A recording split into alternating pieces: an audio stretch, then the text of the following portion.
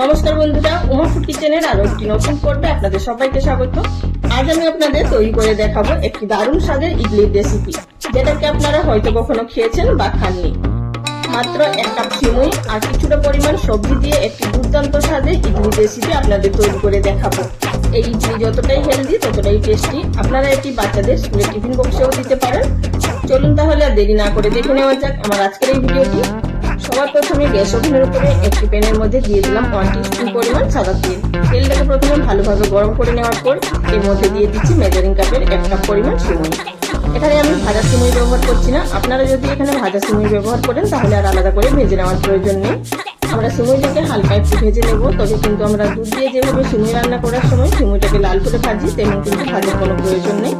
আর এখানে জাস্ট হালকা দু একটা লাল লাল হয়ে আসবে, ঠিক এই পর্যায়ে আমাদের কিন্তু গ্যাসের ফ্লেমটাকে বন্ধ করে দিতে হবে। এবার এটিকে নামিয়ে ঠান্ডা করে নিতে হবে আমাদের। সিমুইটাকে নামিয়ে আমি একটি পাত্রের মধ্যে ঢেলে নিয়েছি এবং এটিকে ঠান্ডা করে নিয়েছি।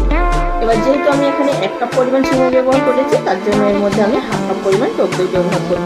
মানে যতটা পরিমাণ সিমুই ব্যবহার করবেন তার অর্ধেকটা পরিমাণ এখানে টক দই ব্যবহার করতে হবে।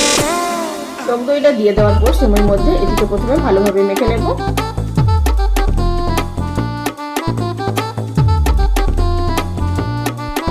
টক দইটা সিমুইর সঙ্গে মেখে নেওয়ার পর এবার এর মধ্যে জল দিয়ে আমাদের কিন্তু মেখে নিতে হবে। এখানে অবশ্যই কিন্তু পরিমাণ মতো জলটা বুঝে দেবেন, খুব বেশি কিন্তু প্রথম অবস্থায় জল ঢেলে দেবেন না। আর জলটা আমাদের এমনই দিতে হবে যাতে করে সিমুইগুলো ডুবে থাকে, কারণ সিমুইটা পরে কিন্তু জল অনেকটাই টেনে নেবে।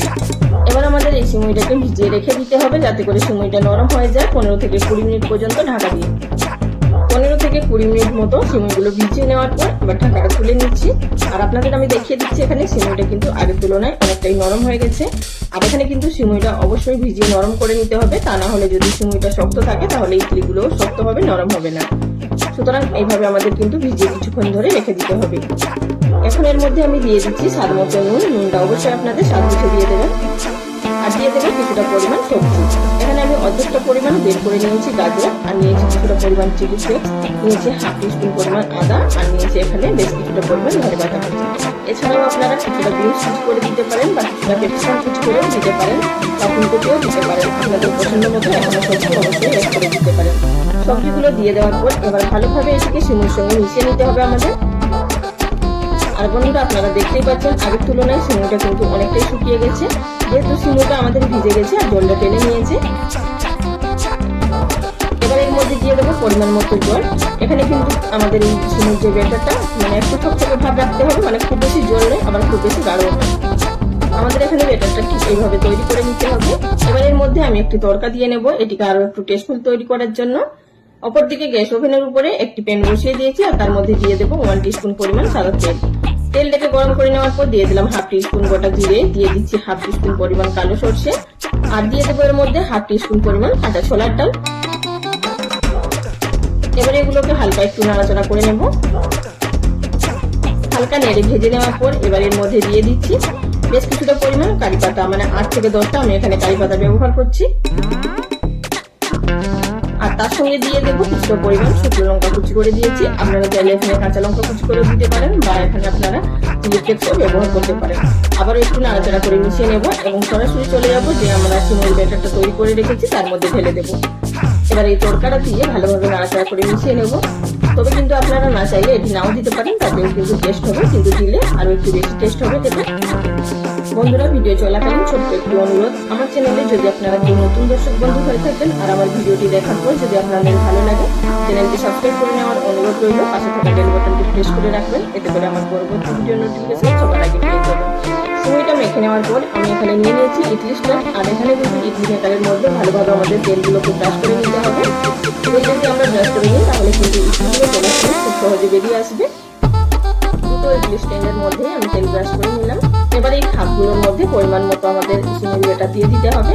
তবে কিন্তু খুব বেশি চেপে চেপে বা ভর্তি করে দেওয়ার প্রয়োজন নেই, এগুলো একটু খুলবে, মানে সিমুইটা যখন সেদ্ধ হয়ে যাবে আর একটু মোটা হয়ে যাবে, তো একটু আমাদের ফাঁকা রেখে এখানে কিন্তু ব্যাটারগুলো ভরতে হবে।